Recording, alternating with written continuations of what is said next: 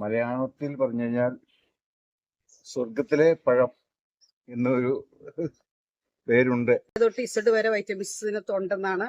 എല്ലാ വൈറ്റമിൻസ് ഇതിനകത്തുണ്ട്. 1500 മാർക്കറ്റ് വില നമ്മുടെ കിലോയ്ക്ക്. ഹലോ ഗൈസ്, അനുജുവാന വ്ലോഗ്സിന്റെ പുതിയൊരു വീഡിയോയിലേക്ക് നിങ്ങൾക്ക് എല്ലാവർക്കും സ്വാഗതം. ഇന്ന് ഞങ്ങളൊരു പ്രത്യേക വീഡിയോ ആയിട്ടാണ് ഞങ്ങൾ നിങ്ങളിലേക്ക് വരുന്നത്. അപ്പൊ നിങ്ങൾ വീഡിയോ ഫുൾ കാണണം, ലൈക്ക് ചെയ്യണം, സബ്സ്ക്രൈബ് ചെയ്യണം,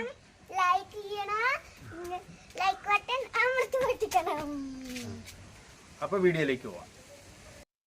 ഇതാണ് ഗാഗ് ഫ്രൂട്ട്. ഗാഗ് ഫ്രൂട്ട് ആണ് ഇത് നമ്മൾ ഈ കണ്ടുകൊണ്ടിരിക്കുന്നത്. അതിന്റെ ഉണ്ടായി വരുമ്പോഴാണ് പച്ച കളറും, പിന്നെ രണ്ടാം സ്റ്റേജിൽ ഒരു യെല്ലോ കളറും, അത് ലാസ്റ്റ് പഴുത്ത് കഴിയുമ്പോഴാണ് റെഡ് സ്റ്റേജിലേക്കും ഓറഞ്ച് കളറും, മൂന്നാമത് ഓറഞ്ച് കളറും,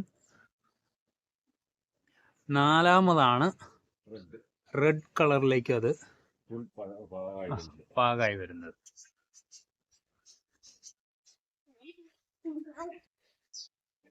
ഇതിനെക്കുറിച്ച് പറയുകയാണെങ്കിൽ ദക്ഷിണേന്ത്യൻ സംസ്ഥാനങ്ങളിലാണ് ഇത് കൂടുതലായിട്ട് കൃഷി ചെയ്യുന്നത്. കേരളത്തിൽ അത് വിപുലമായിട്ട് കൃഷി ആരംഭിച്ചിട്ട് വലിയ കാലമായിട്ടില്ല എന്നാണ് നമുക്കറിയാൻ കഴിഞ്ഞത്. പ്രത്യേകിച്ച് ഇടുക്കി ജില്ലയിൽ ഇതിൻ്റെ കൃഷി 1-2 വർഷങ്ങളായിട്ടുള്ളൂ ആരംഭിച്ചിട്ട്. അതും വിപുലമായിട്ടൊന്നുമില്ല. ചാക്കോ സാറിൻ്റെ അടുത്ത് 2 വർഷമായി ഇതിൻ്റെ ഇതുണ്ടാവാൻ തുടങ്ങിയിട്ട്.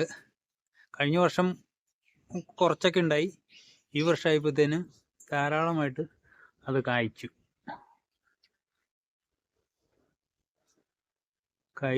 ഇതിൻ്റെ ഔഷധ ഗുണങ്ങൾ നല്ല ഔഷധ ഗുണമാണ്, ആരോഗ്യപ്രദമായ ഫ്രൂട്ട്സ് ആണ്. പക്ഷെ ഇത് ഡയറക്റ്റ് നമുക്ക് ഉപയോഗിക്കാൻ പറ്റില്ല. ഇത് ജ്യൂസായിട്ടും ആഹാരത്തിൽ മറ്റുള്ള ആഹാരങ്ങളിൽ ചേർത്ത് കഴിക്കാനാണ് ഇതിൻ്റെ. ഇതിനെക്കുറിച്ച് സാറ് തന്നെ കുറച്ച് കാര്യങ്ങൾ നമ്മളോട് പറയും. ഇതിന്റെ പേര് ഗാഗ് ഫ്രൂട്ട് എന്നാണ് ഇതിന്റെ പേര്. GAC. മലയാളത്തിൽ പറഞ്ഞു കഴിഞ്ഞാൽ സ്വർഗത്തിലെ പഴം എന്നൊരു പേരുണ്ട്. ഇത് വിരിഞ്ഞു വരുമ്പോൾ പച്ച കളറും, രണ്ടാമത് മഞ്ഞ കളറ്, മൂന്നാമത് ഓറഞ്ച് കളറ്, ഫുൾ പഴമായി കഴിയുമ്പോൾ പഴുത്ത് കഴിയുമ്പോൾ കടും ചുവപ്പ് കളറാണ് ഇതിന് ഉണ്ടാകുന്നത്. ഇതിന്റെ ജന്മസ്ഥലം വിയറ്റ്നാം ആണെന്നാണ് അറിവ്. ഞങ്ങൾക്ക് വിത്ത് കിട്ടിയത് അങ്കമാലി ഭാഗത്തുനിന്നാണ്. വിത്ത് മുളച്ചു വരുന്നതിന് 2.5 മാസത്തോളം സാവകാശം വേണം. എങ്ങനെയാ ഇത് നമ്മൾ മുളപ്പിക്കാൻ ചെയ്യുന്നത്? സാധാരണ കവറിനകത്ത് മണ്ണും വളവും കൂടി സാധാരണ കവറിനകത്താക്കി കുരു ഇട്ട് വെക്കുക. വലിയ നനയൊന്നും വേണ്ട, കുറച്ച് വെള്ളം തളിച്ചൊക്കെ കൊടുത്താൽ മതി. എത്ര നാളും കൊണ്ട് ഇത് മുളയ്ക്കണം? 2.5 മാസം എടുക്കും. 2 മാസം മുതൽ 2.5 മാസം വരെ ആണ് ഇതിന്റെ മുളയ്ക്കുന്നതിന്റെ കാലാവധി. മുളച്ചു കഴിഞ്ഞാൽ പെട്ടെന്ന് ഇത് വള്ളി പടർപ്പായിട്ട് പന്തലേക്കൂടെ കയറാൻ തുടങ്ങും. അതല്ലേ. ഇതിന്റെ പരിപാലനം ചെയ്യുന്ന ചേച്ചിയോട് നമുക്ക് വിശദമായിട്ട് ഇതിന്റെ കാര്യങ്ങൾ ചോദിച്ചു മനസ്സിലാക്കാം. ഇത് 24 മണിക്കൂർ വെള്ളത്തിലിടണം കുരു ആദ്യം തന്നെ. അതിനുശേഷമാണ് നമ്മൾ അത് നടാനായിട്ട് സാധാരണ പോലെ വെക്കുന്നേ. പിന്നെ അധികം വെള്ളത്തിലൊന്നും വെക്കരുത്. നമ്മൾ ഒത്തിരി വെള്ളമൊന്നും വേണ്ടാത്ത പൈപ്പ് തളിച്ച കൊടുത്താൽ മതി. ഇടയ്ക്കൊക്കെ ഒന്ന് നോക്കുമ്പോ അതനുസരിച്ച് 2-2.5-3 മാസത്തിനുള്ളിൽ ഇത് മുളച്ചു. എല്ലാം മുളച്ചു കഴിഞ്ഞിട്ട് പിന്നെ നമുക്ക് നമ്മളിങ്ങനെ കൊണ്ടുവന്ന് വെച്ചു. 2 സ്ഥലത്തായിട്ട് ഇങ്ങനെ വെച്ച് കഴിഞ്ഞ് 3 10 കുരു നട്ടിട്ട് 6 മുളച്ചു. ഫസ്റ്റ് ടൈമില് മുളച്ചത്. അപ്പൊ അത് നമ്മൾ ഇവിടെ കൊണ്ടുവന്ന് വെച്ച് പിന്നെ നമ്മൾ നല്ല സ്ട്രോങ് പന്തൽ വേണം. ഇതിന്റെ കനം ഫ്രൂട്ട്സ് ഒക്കെ ഉണ്ടായി കിടക്കുമ്പോ ഇതിപ്പോ നമുക്ക് ഇവിടെ അത്ര വളർന്നില്ല. 1 കിലോ 2 കിലോ ഒക്കെ വരുന്നപ്പോ പറയുന്നേ. നമുക്ക് അടുത്ത പ്രാവശ്യം ശ്രമിച്ചു നോക്കുന്നത്. 650 വരെ എത്തി. അതിൽ വലുതുണ്ടോന്ന് അറിയത്തില്ല, ചിലത് നോക്കുമ്പോ അറിയാം. അപ്പൊ അങ്ങനെ എത്തി. അത് കഴിഞ്ഞ് നമ്മള് അപ്പൊ നമ്മളത് പിന്നെ ഇപ്പൊ പൂ പരാഗണം കിടക്കണം, ചെടി കയറി വന്നു കഴിഞ്ഞിട്ട് പിന്നെ പൂ തന്നെ നോക്കിയിരുന്ന. അപ്പൊ ആൺചെടി വേറെ പെൺചെടി വേറെ, അതാണ് ഒരു പ്രത്യേകത ഇതിനകത്ത് ഉള്ളത് ഇപ്പൊ കണ്ടിടത്തോളം. അപ്പൊ നമുക്ക് ഭാഗ്യത്തിൽ ഞങ്ങൾക്ക് 5 വെച്ചിട്ട് 6 വെച്ചിട്ട് ഒരു ആൺചെടി വന്നു. ആ ഒരാൺചെടി മതി അത്രയും പേർക്ക് ഇതിന്. ഇതിന്റെ ഇതില് പരാഗണം ചെയ്യണം അല്ലെ? നമ്മള് പരാഗണം ചെയ്യണം. അപ്പൊ പൂമ്പൊടി എടുത്ത് ആൺചെടിയിൽ നിന്ന് പൂമ്പൊടി എടുത്ത് നമ്മള് പെൺചെടിയിലേക്ക് നമ്മള് ഒരു പൂവിൽ നിന്ന് 2-3 പേർക്ക് പൂവണിയൊക്കെ ഞങ്ങൾ ഇങ്ങനത്തെ ഒരു കോലുകൊണ്ട് തോണ്ടിയിട്ട് ഞങ്ങൾ വെച്ചു കൊടുത്തത്. അപ്പൊ വെച്ചു കൊടുത്തു. അത് കഴിഞ്ഞപ്പോ അതെല്ലാം അങ്ങനെ പിടിച്ചു. അങ്ങനെയാണ് നമ്മൾ പന്തല് നമ്മൾ താത്തിയിടേണ്ടത് ശ്രദ്ധിക്കണം അല്ലെ? നമ്മുടെ കയ്യെത്തുന്ന ഓർത്താണ് നമുക്ക് എളുപ്പമുണ്ട് ഇത് കൊടുക്കാൻ. പിന്നെ നമ്മുടെ സൗകര്യം അനുസരിച്ച് ഒത്തിരി താന്നു കിടന്ന തലമുട്ടിലൊന്നൊക്കെ ആ ഒരു രീതിയുള്ളൂ. അല്ലെങ്കിൽ കുഴപ്പമില്ല, നമ്മുടെ സൗകര്യം അനുസരിച്ച് സ്ട്രോങ് പന്തലായിരിക്കും, അത് നിർബന്ധം. അല്ലെങ്കിൽ പിന്നെ അത് ഫ്രൂട്ട്സിന് നല്ല വെയിറ്റ് ഉണ്ട്, നല്ല വെയിറ്റ് ഉണ്ട്. പിന്നെ അത് ആദ്യം പച്ച വന്നു കഴിയുമ്പോൾ നമുക്ക് തോരൻ വെക്കാം.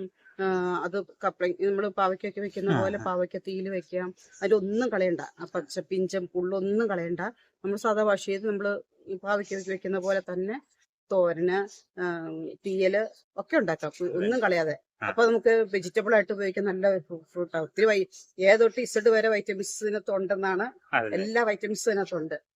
അപ്പൊ പിന്നെ ഈ തോരൻ വെച്ച് കഴിക്കുമ്പോഴൊക്കെ നമുക്ക് ഷുഗറിനൊക്കെ ഇത് പ്രയോജനപ്പെടും പറയണം. അപ്പൊ അനുഭവത്തിൽ ഞാനത് ഇവിടെ അപ്പൊ ഈ ചേട്ടന് ഷുഗർ ഉണ്ടായിരുന്നു, ഇൻസുലിൻ എടുത്തോണ്ടിരുന്ന. അപ്പൊ ഇതിന്റെ തോരനും വെച്ച് കൊടുത്തു. പിന്നെ ഇതിന്റെ എല്ലാം ഔഷധമാണ്. അപ്പൊ ഇല ഒരു മൂത്തെടുത്തിൽ ഒരുമാതിരി ഇലയും പിന്നെ അതിന്റെ തണ്ടും മുഖത്ത് തണ്ടും എല്ലാം കൂടെ കൂട്ടി. പിന്നെ വിടരാത്ത പൂവുണ്ടല്ലോ, ചിലപ്പോ ആൺപൂ ചിലപ്പോ പെൺപൂവില്ല, പെൺപൂ ചിലപ്പോ ആൺപൂ. അപ്പൊ അങ്ങനെ പൂ വേസ്റ്റ് ആയിട്ട് കളയണ്ട. അപ്പൊ ആ പൂവൊക്കെ കൂടെ കൂട്ടി നമ്മൾ പലതവണ തോരൻ വെച്ച് കൊടുത്തു. പിന്നെ ഇപ്പൊ ടെസ്റ്റ് ചെയ്തിട്ട് ഷുഗർ ഇല്ല, നോർമൽ താഴെയാ ഷുഗർ ഇപ്പൊ നിക്കണത്. അപ്പൊ അതുകൊണ്ട് നമുക്കൊരു വിശ്വാസം ഷുഗർകാർക്ക് നല്ലതാണ്. നമ്മുടെ അനുഭവത്തിൽ നമ്മൾ പറയുമ്പോ പല സ്ഥലത്തുനിന്ന് കേട്ടിട്ടുണ്ട് ഷുഗറിന് നല്ലതെന്ന് അനുഭവത്തിൽ കുറച്ച് പഠിച്ചു. പിന്നെ ഇത് ക്യാൻസർ രോഗികൾ കീമോ എടുക്കുന്നവർക്ക് ഇതും കൂടെ കൂടി കഴിക്കുമ്പോൾ പെട്ടെന്ന് ഫലവത്താവുന്നുണ്ടെന്നാണ് അനുഭവസ്ഥര് പറഞ്ഞേക്കണത്. മുടി കൊഴിച്ചിലുള്ളവർക്കൊക്കെ മുടി നന്നായിട്ട് കിളുത്തു വരുമെന്നൊക്കെ ഈ പറഞ്ഞു കേട്ടിട്ടുണ്ട്. നമ്മളിപ്പോ ഉണ്ടാവുന്നവര് പറയുന്നുണ്ട്, നമ്മൾക്കും അനുഭവത്തിൽ നമുക്ക് പറയാം ഉണ്ടാവുന്നുള്ളത്. തലമുടി ഊരി പോകുന്നില്ല ഇപ്പൊ ഞാനിത് ഉപയോഗിച്ച് കഴിഞ്ഞിട്ട്, അങ്ങനെയൊന്നുമില്ല. ഇവിടെ ശരിക്കും അത് എങ്ങനെയാ അത് നമ്മൾ ഉപയോഗിക്കുന്നത്? ജ്യൂസ് ആയിട്ടാണോ? ഞാനിപ്പോ അങ്ങനെയാ ഉപയോഗിച്ചത്. നമ്മള് ഇത് എടുത്ത് പഴം ശരിക്കും അപ്പൊ പച്ച, മഞ്ഞ, ഓറഞ്ച്, റെഡ് വരെ പയ്യെ ഞെങ്ങുമ്പോഴാണ് ശരിക്കും അതിന്റെ മാംസഭാവമൊക്കെ നമുക്ക് കിട്ടുന്നത്. ശരിക്കും ഇതിന്റെ ടേസ്റ്റ് പ്രത്യേകിച്ചൊന്നുമില്ല. ഞാൻ മധുരം ഇല്ല ഒന്നുമില്ല. പിന്നെ ഒരു ചെറിയൊരു പാവയ്ക്ക് എന്തോ ഒരു അങ്ങനെ ഒരു ഇത് മാത്രമേ ഉള്ളൂ. പക്ഷെ അത് നമ്മൾ എടുത്ത് ആദ്യം ഒന്ന് എല്ലാം കൂടെ ഒന്ന് മാംസഭാഗം കുരുവിന്റെ എല്ലാം കൂടെ എടുത്തൊന്ന് മിക്സ് അത് എടുത്തിട്ട് സീഡ് 10-40 സീഡ് 50 സീഡെങ്കിലും കാണും ഒരു വലിയ ചെടീനകത്ത്, ഒരു വലിയ കായ്ക്കകത്ത്.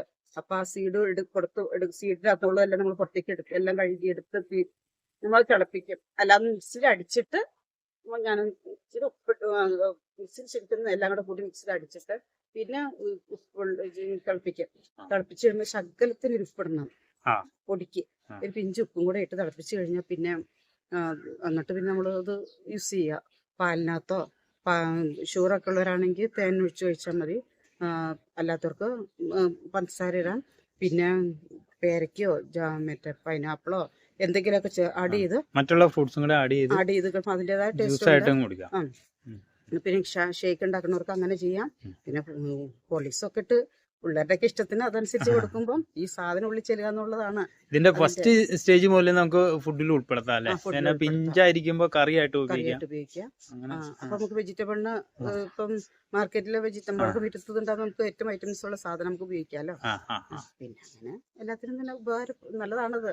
പിന്നെ വീട്ടിലുണ്ടാക്കി കിടക്കണപ്പോ തന്നെ ഇതിനങ്ങനെ വളം പൊതുവെ വെള്ളം ഒത്തിരി വേണ്ട, വെള്ളം ഒത്തിരി നനയൊന്നും വേണ്ട. അതൊക്കെ ഒന്ന് നനച്ചു കൊടുക്കും വെയിലാവുമ്പേ. പിന്നെ നമ്മളത് ഇതിനകത്ത് ചാണകം ഇവിടെ കോഴി കാഷ്ടമുണ്ട്, അങ്ങനെ പിന്നെ ചാണകം കലക്കി ഒഴിക്കണം. പിന്നെ നടുമ്പോ നമ്മൾ ഇച്ചിരി എല്ലുപൊടി, വേപ്പിൻ പിണ്ണാക്ക് ഒക്കെ ഇട്ട് ചാണകപ്പൊടിയൊക്കെ ഇട്ടിട്ട് കുഴിയെടുത്ത് അങ്ങ് നട്ടു. അത് കഴിഞ്ഞ് പിന്നെ നമ്മൾ അതുപോലെയുള്ള വളങ്ങൾ ഇടയ്ക്കിടയ്ക്ക് ചെയ്ത് കൊടുക്കണം. ചെയ്ത് കൊടുത്തോണ്ട് ഇരുന്നത്. പ്രത്യേകിച്ച് ഒരു പരിപാലനത്തിന്റെ ആവശ്യമില്ല. ഇതൊക്കെ ചെയ്ത് ശരിക്കും തണുപ്പാണോ ചൂടാണോ? ഇതിന് ചൂട് കാലാവസ്ഥയിലാണ് ഒത്തിരി വലുതാവണമെന്നും അല്ലെങ്കിൽ ഇങ്ങനെ എന്നും പറയാം. വെള്ളം കെട്ടിക്കിടക്കാത്ത സ്ഥലമാകുമ്പോ ഇപ്പൊ നമുക്കിപ്പോ നാട്ടിലെടുത്ത് വെള്ളം കെട്ടിക്കിടക്കൊന്നുമില്ല. നമ്മുടെ കാലാവസ്ഥ ഇപ്പൊ നാട്ടിലെ കാലാവസ്ഥയിലും അടിമാല കാലാവസ്ഥയൊക്കെ ഇപ്പൊ കുഴപ്പമൊന്നും കണ്ടില്ല. ഇനിയിപ്പൊ നമ്മുടെ ഇച്ചിരി പിന്നെ ഒത്തിരി വലുത് എല്ലാത്തിനും ഒപ്പം ഇങ്ങനെ പരാഗണം കൊടുക്കണ്ടെന്നാണ് കേട്ടത്. പൂ പറയണത് അതിന് ചന്ദന ചെറുതായി പോണെന്നുള്ളത് എല്ലാത്തിനും കൊടുത്തോ? എല്ലാത്തിനും നമ്മളൊക്കെ 4-5 വെച്ചൊക്കെ ദിവസം ഉണ്ടാവാറുള്ളൂ. 2-3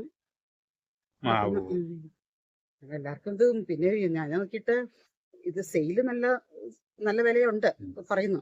ഉണ്ടല്ലോ ഇവിടെ ശരിക്കും ഫ്രൂട്ട്സ് സെയിൽ ചെയ്യുന്നുണ്ടോ? ഉണ്ട്. ഫ്രൂട്ട്സ് ഇത് പിന്നെ മേടിച്ചോണ്ട് പോയി വന്നപ്പോ അവര് മേടിച്ചോണ്ട് പോയി. അതിപ്പോ നമ്മൾ എന്ത് വിലക്ക് ഇവിടെ കൊടുക്കുന്നത്? 1500 മാർക്കറ്റ് വില നമ്മുടെ കിലോയ്ക്ക്. നമ്മുടെ ഇപ്പൊ ഹൈറേഞ്ച് ഒക്കെയാണല്ലോ വെച്ച് നമ്മളിപ്പോ 1000-നൊക്കെയാണ്. എന്നാലും നമ്മൾ അഡ്ജസ്റ്റ് ആണ്. ഇവിടുത്തെ ഒരു എത്ര ഫ്രൂട്ട്സ് വന്നിട്ട് വരുമ്പോ 1 കിലോ ആവാൻ? 2 പറിക്കുമ്പോ 1/2 കിലോ മുകളിൽ 1 കിലോ മുകളിലുണ്ട്. 2 പറിക്കുമ്പോ. അപ്പം അതുകൊണ്ട് ഇന്നിപ്പോ 550 മിച്ചമുണ്ട്. അപ്പൊ എന്റെ കൂടെ 1 പറിക്കുമ്പോ 600 ഗ്രാം ഉണ്ടെങ്കിൽ കൂടുതലല്ലേ പോണേ. അപ്പൊ നമ്മൾ 1 കിലോയുടെ മേടിക്കണുള്ളൂ ഇങ്ങനെ പോയാലും. പിന്നെ 2 ഫ്രൂട്ട്സ് കൊടുക്കുമ്പോഴത്തേനും ഒരു 1000 രൂപ നമുക്ക് കിട്ടും ഏകദേശം. പിന്നെ നമ്മുടെ വിലയും ഇതിന്റെ വിത്ത് സെയിലിനുണ്ടോ? വിത്ത് സെയിലിനുണ്ടോ? നമുക്കിപ്പോ ഉണ്ടാക്കിയുള്ളൂ. അപ്പൊ പിന്നെ ഞാൻ തൈ ഉണ്ടാക്കിയായിരുന്നു കുറെ. തൈ ഇപ്പൊ സ്റ്റോക്ക് ഉണ്ടോ? തൈ ഞാൻ ഇവിടെ നഴ്സറി കൊടുത്തിരിക്കാം. അപ്പൊ എനിക്ക് ഫ്രൂട്ട് കണ്ട് പറഞ്ഞിട്ടല്ലേ കൊടുക്കാൻ പറ്റുള്ളൂ ഇത്. അപ്പൊ അതിനു മുമ്പ് കഴിഞ്ഞ വർഷം കുറച്ചുണ്ടായിരുന്നു. അപ്പൊ ആ തൈയെല്ലാം കൂടെ നമ്മൾ അവിടെ ഒരു നഴ്സറിൽ അടിമാലിൽ നമ്മൾ വെച്ചിട്ടുണ്ട്. സെഞ്ചുറി നഴ്സറിലുണ്ട് അടിമാലില്. കാങ്കോട് അവിടെ സെഞ്ചുറി നഴ്സറിലുണ്ട്. അവിടെ വെച്ച് പുള്ളിയുടെ അടുത്ത് ആൾക്കാർ മേടിച്ചോണ്ടാ പോണത്. അപ്പൊ നമ്മള് നേരിട്ട് പിന്നെ തൈ വെച്ച് മുളച്ച് ശരിയാണെങ്കിൽ നോക്കി നിൽക്കുമ്പോൾ വളർന്നു പോയി. ഒരു 3-4 മാസം മതി ഇത് കൂടാൻ. ഒത്തിരി ഇപ്പൊ 1.5 വർഷം 2ാമത്തെ തവണയൊക്കെ കേൾക്കുന്നത്. അപ്പൊ ഞങ്ങള് പ്രൂണിങ് നടത്തി. ആദ്യത്തെ വർഷം കഴിഞ്ഞപ്പോ ഞങ്ങൾ മൊത്തം ഇവിടെ വെച്ച് കെട്ടിക്കളയും. അപ്പൊ പെട്ടെന്ന് ഉണ്ടായി. പിന്നെ അത് പുതിയ തളിപ്പ് വരുന്നുണ്ട്. ആ പുതിയ തളിപ്പ് വരുന്നതിനനുസരിച്ച് പൂ വന്നോണ്ടിരിക്കണേ. അപ്പൊ അവിടെയൊക്കെ പൂവുണ്ട്. അപ്പൊ നമുക്ക് ആരെങ്കിലും ആവശ്യക്കാരുണ്ടെങ്കിൽ വിത്ത് കൊടുക്കാൻ തയ്യാറാണോ? വിത്തുണ്ട്, ധാരാളം ഉണ്ട്. വിത്ത് കയ്യിലിരിപ്പുണ്ട്. അപ്പൊ ആ വിത്തിന് നമ്മൾ എന്ത് റേറ്റ് ആണ് ഈടാക്കണേ? നമ്മള് മേടിച്ചപ്പം ഒരു വിത്തിന് 50 രൂപയായിരുന്നു. നമ്മള് 30 രൂപയ്ക്ക് കൊടുക്കാൻ ഓർത്തിരിക്കുന്നു ഒരു വിത്തിന്. അപ്പൊ അതനുസരിച്ച് ഇപ്പൊ എന്തായാലും 5-6 വിത്ത് വേണം. നമ്മളെല്ലാം മുളക്കില്ല. അപ്പൊ 5-6 വിത്ത് 200 രൂപയ്ക്കായാലും. അപ്പൊ ആവശ്യക്കാരുണ്ടെങ്കിൽ ഞാൻ ഈ നമ്പർ ഡിസ്ക്രിപ്ഷനിൽ കൊടുത്തേക്കാം. ആവശ്യക്കാരുണ്ടെങ്കിൽ വിളിച്ചാൽ മതിയേ. ചേച്ചിയുടെ നമ്പർ ഞാൻ കൊടുത്തേക്കാം. പിന്നെ അഡ്ജസ്റ്റ്മെന്റിലൊക്കെ ഇപ്പൊ ഷുഗർ ഉള്ളവരും അങ്ങനെ ആരോഗ്യദായകമായ ഫ്രൂട്ട്സ് ആണ് ഇത്. പിന്നെ ഒരു അപ്പം നമുക്ക് മിറ്റത്താണെങ്കിൽ ഒരു പന്തൽ പോലെ വലിയ തണലായിട്ട് നമുക്ക് ചെയ്യുകയും ചെയ്യാം. നമുക്ക് നല്ലൊരു വരുമാന മാർഗമാണ് ഇത്. ഇല പൊഴിഞ്ഞു പോവില്ല.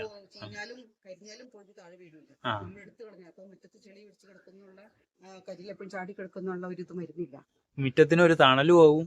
ഈ ഫ്രൂട്ട്സ് ഇങ്ങനെ ഉണ്ടായി ഇങ്ങനെ ഞാന്ന് കിടക്കണ കാണാൻ നല്ല ഭംഗിയാ ശരിക്കും പറഞ്ഞ. അപ്പൊ അതൊരു ഭംഗിയും അതിന്റെ കൂടെ വരുമാനവും കൂടിയാണ് ഈ ഫ്രൂട്ട്സ് നമ്മൾ നട്ട് കഴിഞ്ഞാൽ. മുറ്റത്തിന്റെ സൈഡിൽ നട്ടിച്ച് ഒരു പന്തൽ ഇച്ചിരി സ്ട്രോങ് ആയിട്ട് ഇടണമെന്ന് മാത്രമേ. ഫ്രൂട്ട്സിന് നല്ല വെയിറ്റ് ഉള്ളതുകൊണ്ട് ഇച്ചിരി സ്ട്രോങ് ആയി ഒരു പന്തൽ ഇടണമെന്ന് മാത്രമേ ഉള്ളൂ. അപ്പം നമുക്ക് വരുമാനവും അതോടൊപ്പം ഒരു ഭംഗിയാണ്. ഒരു ആഴ്ച ഒരു സന്തോഷവും വീട്ടിലിരിക്കുമ്പോ നമ്മൾ ഇതൊക്കെ ഈ ഫ്രൂട്ട്സ് ഒക്കെ ഉണ്ടായി കിടക്കണ കാണുമ്പോഴേ നല്ലൊരു ജാമ ഉണ്ടാകാം.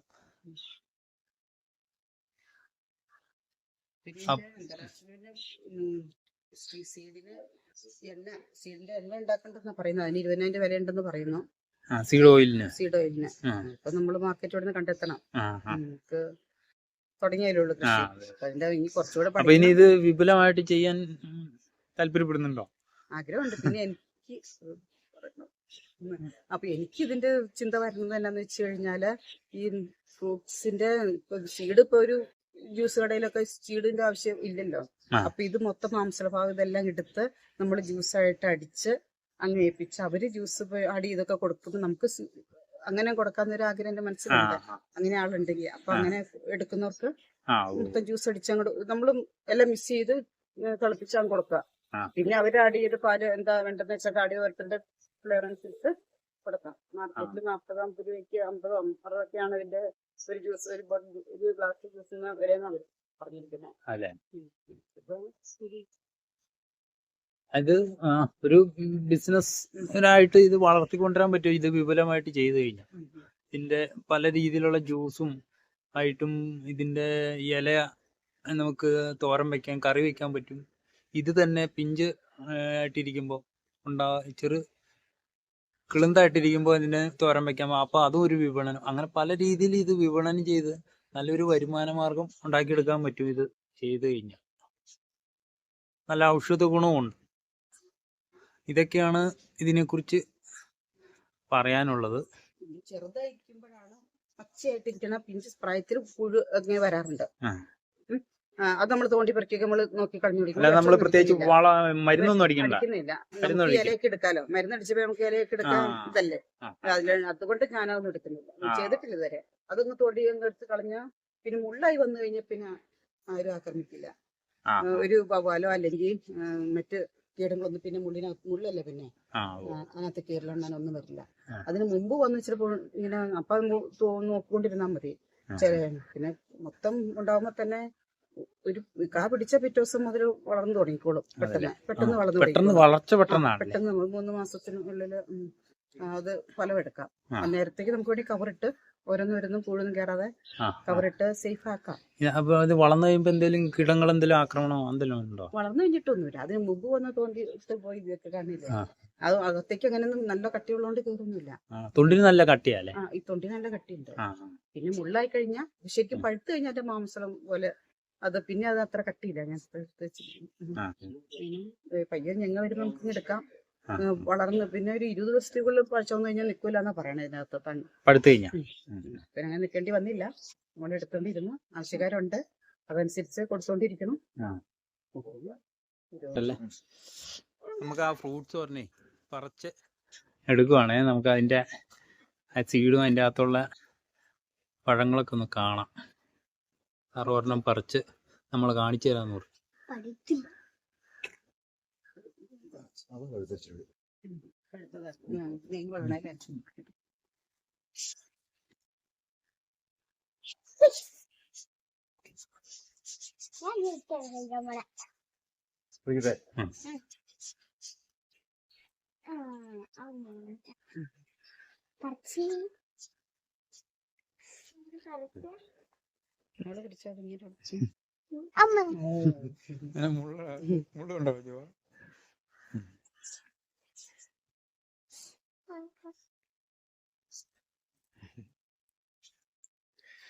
ജുബയും വന്നിട്ടുണ്ട് നമ്മളെ വീഡിയോയ്ക്ക് സഹായിയായിട്ട് ഫ്രൂട്ട്സ് കാണാൻ വേണ്ടി.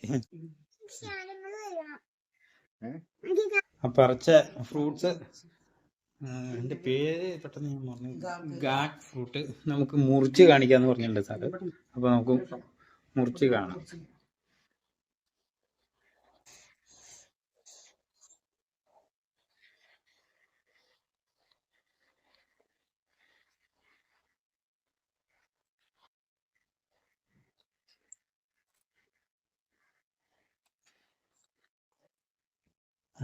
റെഡ് കളറാണ് അകത്ത്.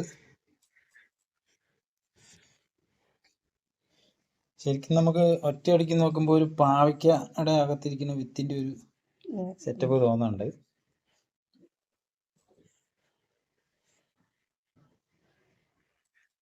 ഈ സീഡ് ഇതാണ് പ്രധാന സാധനം.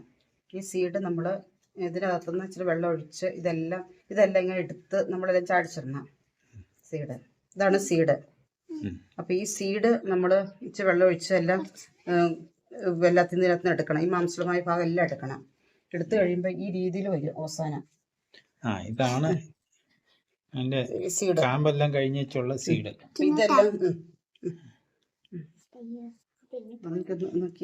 ഇതെല്ലാം ടേസ്റ്റ് നോക്കിയ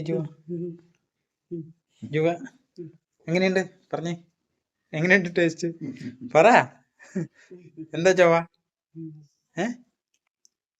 മധുരം, പുളി, കയ്പാണോ? ഇത് നമ്മൾ വെള്ളം ഒഴിച്ച് നമ്മൾ മിക്സ് ചെയ്ത് ഇത് നമ്മളിങ്ങനെ ജ്യൂസൊക്കെ അടിക്കുമ്പോൾ മധുരം ചേർക്കൂലേ? ആ. മധുരം ചേർക്കുമ്പോഴാണ് ടേസ്റ്റ് വരുന്നല്ലേ? ഇതിന് പ്രത്യേകിച്ചൊരു മധുരം ഇല്ലാത്തതുകൊണ്ട് ഇതിനകത്ത് പ്രത്യേകിച്ച് ടേസ്റ്റ് ഒന്നുമില്ല. അതുകൊണ്ട് നമ്മൾ മധുരം ചേർത്ത് മറ്റുള്ള ഫ്രൂട്ട്സും കൂടെ ചേർത്ത് അടിക്കുമ്പോൾ തേന് ചേർത്ത് പിന്നെ പാല് ഒഴിച്ച് തിളപ്പിക്കണം, ചൂടാക്കണം. ഇതിന്റെ പൾപ്പ് ഇങ്ങനെ നമ്മൾ മിക്സ് ഇത് മൊത്തം നമ്മൾ പുറത്തേക്ക് ഇതിന്റെ കാമ്പെല്ലാം ഒന്ന് എടുക്കണം. അത് കഴിയുമ്പോൾ നമ്മൾ ഇതെല്ലാം എടുത്ത് കഴിയുമ്പോൾ കുരു ഇങ്ങനെ വരും. ഈ കുരു ഇങ്ങനെ എടുത്തെല്ലാം നമ്മൾ എടുക്കും. ഗ്ലൗസ് ഒക്കെ ഇട്ട് ഇങ്ങനെ എടുത്ത് കഴിഞ്ഞ വെച്ചാൽ ഇതെല്ലാം എടുത്ത് കഴിയുമ്പോൾ കുരു ഈ രീതിയിൽ വരും. അപ്പോൾ ഈ ഇതെല്ലാം ബാക്കി പോകുന്ന എല്ലാം കൂടെ ചേർത്താണ് പിന്നെ ഇതിന്റെ കാമ്പെല്ലാം കൂടെ ഇങ്ങനെ ഈ കാമ്പെല്ലാം എടുക്കണം. ഇതും കൂടെ കൂട്ടി ഇതിന്റെ മാംസമായ ഭാഗം ഇതും കൂടെ കൂട്ടി ഇതെല്ലാം എടുത്ത് നമ്മൾ തീർത്തും ചേർത്ത് എടുക്കണ്ട. അപ്പം ഇച്ചിരി കയ്പ് വരുന്ന പറയും ഇതിനകത്ത്. അപ്പോൾ ശരിക്കും പഴുത്താൽ നമുക്ക് ശരിക്കും എടുക്കാൻ പറ്റും. അപ്പം നമ്മളത് എല്ലാം കൂടെ കൂട്ടി എടുത്ത് ഇതെല്ലാം കൂടെ എടുത്ത് നമ്മൾ പിന്നെ മിക്സിയിൽ അടിച്ചിട്ട് പിന്നെ ഇതുപോലെ തിളപ്പിക്കും. ഇതാണ് അതങ്ങനെ എടുത്ത ജ്യൂസ് തിളപ്പിക്കും. തിളപ്പിച്ച് കഴിയുമ്പോൾ ഇതിപ്പോ അത് മാത്രമാണോ അതും പാല് ചേർത്ത്? ഇല്ല, ഇത് മാത്രം. കാമ്പ് മാത്രം കാമ്പും കുരുവിനുള്ള മാംസമായ ഭാഗം എല്ലാം കൂടെ എടുത്ത് കുരു മാത്രം പുറത്തേക്ക് മാറ്റിയിട്ട് ബാക്കിയെല്ലാം കൂടെ കൂടി നമ്മൾ മിക്സിയിൽ അടിച്ച് അത് കഴിഞ്ഞ് തിളപ്പിച്ചു. പിഞ്ച് ഉപ്പിട്ടിട്ട് തിളപ്പിച്ചു കഴിഞ്ഞ് ഇനി നമ്മളത് വെച്ചിട്ട് പിന്നെ നമ്മുടെ ആവശ്യത്തിന് ഞങ്ങൾ ഫ്രിഡ്ജിൽ വെച്ചേക്കാം. അതിന്റെ ആവശ്യത്തിന് ഇങ്ങനെ പാലൊഴിച്ച് പഞ്ചസാര ഇട്ട് ഇങ്ങനെ ബിസ്ക്കറ്റ് എന്ത് വേണം ചേർത്ത് നമുക്ക് കഴിക്കാം. നമ്മുടെ ഇഷ്ടം ടേസ്റ്റ് അനുസരിച്ച് കഴിക്കാം. ഞാൻ കൊച്ചിനെ എടുത്തു തരാം. ഫുഡുണ്ടല്ലോ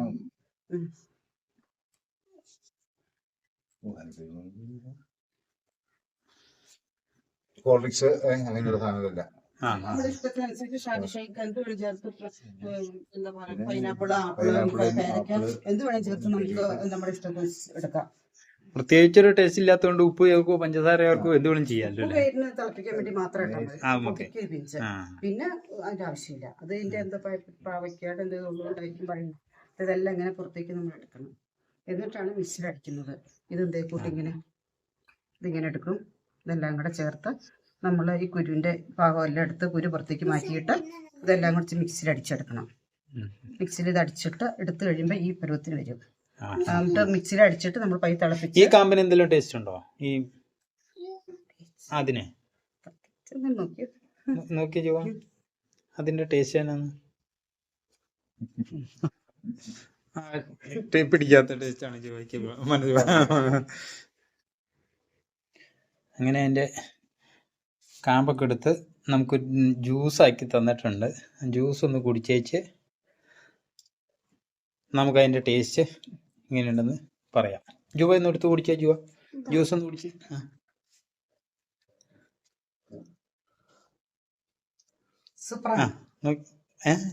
അടിപൊളിയാണോ? അപ്പൊ നല്ല ടേസ്റ്റ് ആണെന്നാണോ ജുവ പറയണേ. അപ്പൊ നമുക്കൊന്ന് ടേസ്റ്റ് ചെയ്ത് നോക്കാം.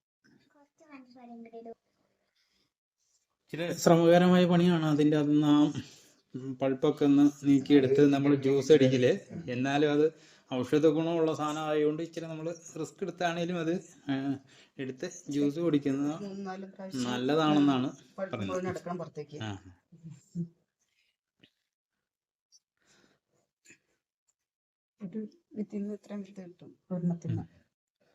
അപ്പൊ ഈ വിത്താണ് നമുക്ക് ഇവിടെ വിൽപ്പനയ്ക്കുണ്ട്. ആവശ്യക്കാര് ഞാൻ ഈ ഡിസ്ക്രിപ്ഷനിൽ നമ്പർ കൊടുക്കുന്നുണ്ട്. അപ്പം വിളിച്ചാൽ ഈ വിത്ത് കിട്ടുന്നതായിരിക്കും. അതിന്റെ തൈ വേണമെങ്കിൽ തൈയും ഇവിടെ ഉണ്ട്,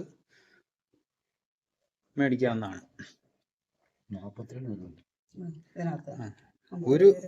ഒരു ഫ്രൂട്ട്സിന്റെ അകത്ത് നിന്ന് കിട്ടിയ വിത്താണ് ഇത്. 42 എണ്ണം. അപ്പൊ നമുക്ക് ഇത് നല്ല രീതിയിൽ കൃഷി ചെയ്യുമ്പോൾ നമുക്ക് നല്ലൊരു വരുമാന മാർഗമാണ്.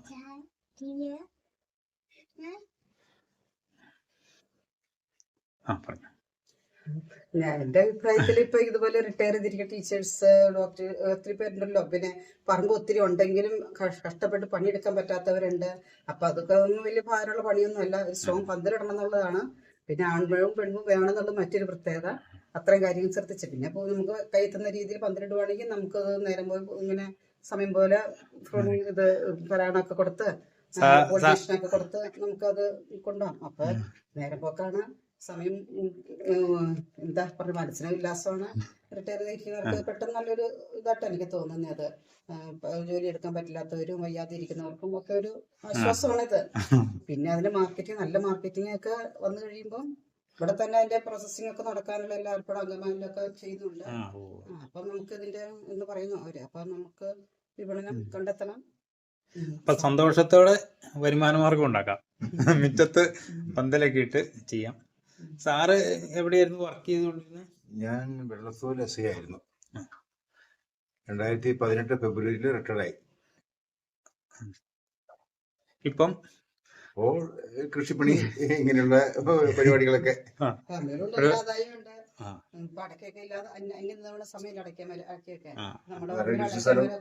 കൃഷിയാണ് ഇപ്പോഴത്തെ മെയിൻ. കൃഷിയാണ്. പണ്ടും കൃഷിയൊക്കെ ആയിരുന്നു. ജോലി ഉണ്ടെങ്കിലും കൃഷി പണ്ടും കൃഷിക്കാരനായിരുന്നു ഞാൻ. ഇപ്പോ ഉള്ള സ്ഥലത്ത് എല്ലാവിധ കൃഷികളും ചെയ്യുന്നുണ്ട്. ആ കൂട്ടത്തിൽ ഇതും ഒരു ഇത് വിപുലമായിട്ട് ചെയ്യാൻ പ്ലാൻ ഉണ്ടോ? വിപുലമായിട്ട് ചെയ്യാൻ പ്ലാൻ ഉണ്ട്. സാധ്യത അറിഞ്ഞിട്ട് പിന്നെ നമ്മൾ കുറച്ച് കോഴിയുണ്ട്.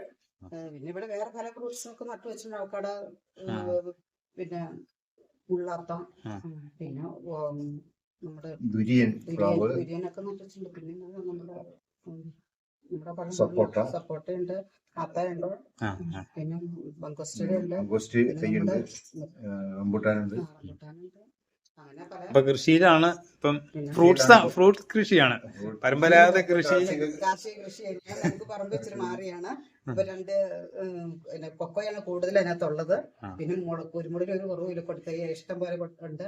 കാപ്പിയുണ്ട്, പ്ലാവും മാവും എല്ലാ സൈസും പറമ്പിലുണ്ട്. പിന്നെ കടപ്ലാവ് തൊട്ടും തെങ്ങും ഇപ്പൊ കാപ്പിയും പിന്നെ സമ്മിശ്ര കൃഷിയാണ്. സമ്മിശ്ര കൃഷി. കമുക് നന്നായിട്ട് തന്നെ കമുക് കുറേ നട്ടിട്ടുണ്ട്. കാലത്തും കാഴ്ച തുടങ്ങി. അങ്ങനെ എല്ലാവിധ കൃഷിയും പറമ്പിലും ഉണ്ട്. പിന്നെ യാത്രകളെ ഇഷ്ടപ്പെടുന്ന ഒരു കുടുംബമാണ്. വിദേശ യാത്രകളൊക്കെ നടത്തി. ഇസ്രായേലിലൊക്കെ പോയി, തായ്ലൻഡിൽ പോയി. ഇസ്രായേലിൽ പോയതിന്റെ എങ്ങനെയുണ്ടെന്ന അനുഭവം? ഇസ്രായേല് പോയത് ഞങ്ങള് 10-15 ദിവസത്തെ ഒരു പാക്കേജാണ്. 43 പേരുണ്ടായിരുന്നു ഞങ്ങളുടെ ടീമില്. ഇസ്രായേല്, ജോർദാൻ, ഇസ്രായേല്, ഈജിപ്റ്റ്, ഈ 3 രാജ്യങ്ങളും സന്ദർശിച്ചു. എല്ലാ യേശുക്രിസ്തുവിന്റെ ജനനം മുതൽ മരണം വരെയുള്ള സ്ഥലങ്ങള് എല്ലാം കണ്ടു.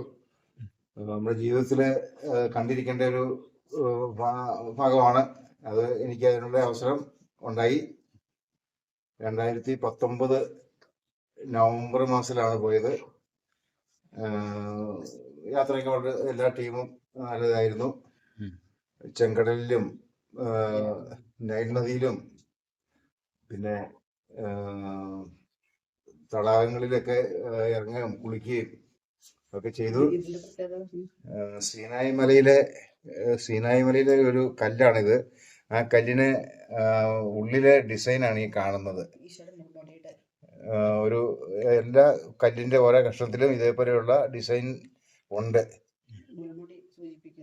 ഈസ്റ്ററിന്റെ മുൾമുടി സൂചിപ്പിക്കുന്ന എന്നാണ് അവരുടെ വിശ്വാസം. പിന്നെ ഇത് ചെങ്കടലിലെ ഒരു കല്ലാണ്, ഒരു ചുവന്ന കളറുള്ള ഒരു കല്ല്. ഇത് ഒലിവ് കായാണ്, ഒലിവ് മരത്തിന്റെ കായാണ്. ഇത് ആട്ടിയാണ് എണ്ണ എടുക്കുന്നത്, ഒലിവെണ്ണ എടുക്കുന്നത്.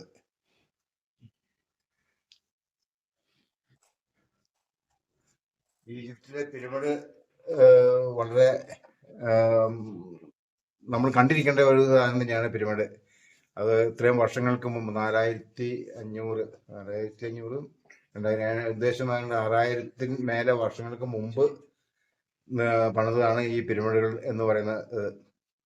ഫറവോ രാജാവിന്റെ കൊട്ടാരമാണ് ഈ പിരമിഡ്. ഇപ്പോൾ അകത്തേക്ക് ആരെയും പ്രവേശിപ്പിക്കുന്നില്ല. അതിന്റെ മുൻവശത്ത് മാത്രമാണ് നമുക്ക് കയറാൻ പറ്റുള്ളൂ. ധാരാളം ഒത്തിരി കാഴ്ചകളുണ്ട്. എല്ലാം കണ്ടു കേട്ട് മടങ്ങി പോന്നു. യാത്ര സുഖമായിരുന്നു. ക്രിസ്ത്യൻ വിശ്വാസത്തിൽ ഇരിക്കുന്നവർക്കൊക്കെ ഒന്ന് പോകേണ്ട തീർച്ചയായിട്ടും ഒരു പ്രധാനപ്പെട്ട സ്ഥലമാണ് ഇസ്രായേൽ. തീർച്ചയായിട്ടും യേശുക്രിസ്തുവിൽ വിശ്വസിക്കുന്നവർക്ക് ഈ സ്ഥലം കണ്ടിരിക്കണം എന്നുള്ള ഒരു അഭിപ്രായം എനിക്കുണ്ട്. കാരണം എല്ലാവർക്കും സാധിക്കില്ല. ഞാൻ പോയപ്പോൾ 10 ദിവസത്തേക്ക് 85,000 രൂപയായിരുന്നു ഒരു പാക്കേജ്. ഇപ്പോൾ അത് 1.5 ലക്ഷം രൂപയ്ക്ക് മേലെ ആണെന്നാണ് അറിവ്. അത്രയും തുക കൂടിപ്പോയി എന്നാണ് അറിവ്. പിന്നെ കൂടാതെ കഴിഞ്ഞ വർഷം ഞങ്ങള് തായ്ലൻഡ് ടൂറായിട്ട് കുടുംബസമേതം പോയി. നമ്മുടെ കേരളത്തിലെ കാലാവസ്ഥയും കേരളത്തിലെ കൃഷി രീതികളുമാണ് തായ്ലൻഡില്. കേരള ഫുഡ് മറ്റു സാധനങ്ങളൊക്കെ നമുക്ക് അവിടെ ലഭിച്ചു. തായ്ലൻഡിൽ പോയി പാരച്ചൂട്ടി കയറി കടലിൽ നിന്നും പാരച്ചൂട്ടി പോകുന്ന രംഗമാണിത്. ഇത് അതിന് മുന്നോടിയായിട്ടുള്ള ഒരുക്കമാണ്.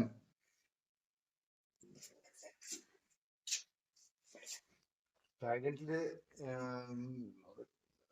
ടൂർ പാക്കേജിൽ പോയതാണ്. ഞങ്ങള് 28ഓളം ആളുകളുണ്ടായിരുന്നു ഈ പാക്കേജില്. ചേച്ചി ഉണ്ടായിരുന്നു. ഞങ്ങള് ടീമില് 28ഓളം പേരുണ്ടായിരുന്നു. 5 ദിവസ പ്രോഗ്രാം ആയിരുന്നു. അവിടെ ചെന്ന് നല്ല യാത്രയൊക്കെ ആയിരുന്നു. അവിടെ സുഖമായ ഭക്ഷണം കാര്യങ്ങളും കിടക്കാൻ സൗകര്യങ്ങളൊക്കെ, പിന്നെ കാഴ്ച കാണാൻ ഇഷ്ടം പോലെ സംഭവങ്ങൾ ഒക്കെ ഉണ്ട് അവിടെ. തായ്ലൻഡിലെ പ്രധാന സ്ഥലം പട്ടായ എന്നാണ്. പട്ടായ അവിടെയാണ് എല്ലാവിധ ബീച്ച്, പിന്നെ പാരച്ചൂട്ട്, കടലിനടിയിലേക്ക് കൊണ്ടുപോകുന്ന പരിപാടിയുണ്ട്. അതില് പോയി അതും വളരെ എനിക്കൊരു പേടിയില്ല. വെള്ളത്തിലേക്ക് താന്നങ്ങ് പോയി. കടലിനടിയിലാണ്. പിന്നെ കടലിൽ കൂടെ ബോട്ടിങ് നല്ല അനുഭവങ്ങളായിരുന്നു. എല്ലാവിധ പിന്നെ തായ് സുന്ദരികളുടെ ഡാൻസ് കാണേണ്ട ഡാൻസ് തന്നെയാണ്. പിന്നെ മെയിനായിട്ട് അവിടെ മസാജിങ് പരിപാടിയൊക്കെ ഉണ്ടെന്നൊക്കെ പറഞ്ഞു. ഞങ്ങൾ അതിനും പോയില്ല. പിന്നെ കാഴ്ച മൃഗശാല, മൃഗങ്ങളൊക്കെ റോഡിൽ കൂടെ വെറുതെ ഇങ്ങനെ ഇട്ടേക്കുക. നമുക്ക് അതിനിടയ്ക്കായിട്ട് നമ്മൾ പോകണം. പിന്നെ ഫോറസ്റ്റുകാര് സംരക്ഷിക്കാനുണ്ട് അവരെ ഇഷ്ടംപോലെ എല്ലാ മൃഗങ്ങളും. അത് സിംഹമൊക്കെ കിടക്കണ പട്ടി, നമ്മുടെ ഇവിടെയൊക്കെ പട്ടികൾ എടുക്കണ സിംഹമൊക്കെ, സിംഹം എല്ലാ മൃഗങ്ങളും, കണ്ടാമൃഗവും പോത്തും കാട്ടുപോത്താണ്. അപ്പൊ കണ്ടു കെട്ടിങ്ങ് പോന്നു. യാത്ര കാണാൻ മനോഹരമായ കാഴ്ചകൾ ഉണ്ടായിരുന്നു. കേരളത്തിലെ കുറെ കൃഷി രീതികളൊക്കെയാണ് തായ്ലൻഡില്. എല്ലാം കാണാനുണ്ട് പോകുന്ന വഴിക്ക്. നമ്മുടെ കേരളത്തിലുള്ള രീതിയിലുള്ള തെങ്ങ്, കമുക്, കപ്പ, വാഴ, പച്ചക്കറികള് അങ്ങനെയുള്ള എല്ലാ കൃഷികളും അവിടെയുണ്ട്. കേരളത്തിലെ കാലാവസ്ഥയും കേരളത്തിലെ നമ്മുടെ മലയാളി ഭക്ഷണമൊക്കെ കിട്ടുന്നുണ്ട്. കേരള ഫുഡൊക്കെ ഉള്ള റെസ്റ്റോറന്റ് ഉണ്ട്. നല്ല അനുഭവമാണ്. നല്ല കാലാവസ്ഥയും. അവിടെ തെങ്ങ് 3 ഇനാന്നാ പറയണേ. ആട്ടിക്കൻ ഒരെണ്ണം, കറിക്ക് ഒരെണ്ണം, പിന്നെ കരിക്കിന് വേറെ ഇനം. അങ്ങനെ തെങ്ങുകള്. അപ്പൊ ഇനി ഏതെങ്കിലും രാജ്യങ്ങൾ പോകാൻ പ്ലാൻ ഉണ്ടോ? ഇനി പോകാൻ പ്ലാനുണ്ട്. അടുത്ത വർഷം സിംഗപ്പൂര് പോകുന്ന പ്ലാനുണ്ട്. പിന്നെ ഡിസംബർ മാസത്തില് ഗോവ പോകണമെന്ന് പ്ലാനുണ്ട് എന്ന് ഉദ്ദേശിക്കുന്നു. അപ്പൊ റിട്ടയർമെന്റ് ജീവിതം എൻജോയ് ചെയ്തിട്ട് കൃഷിയായിട്ടും യാത്രകളായിട്ടും ഒക്കെ സന്തോഷിക്കുകയാണ്.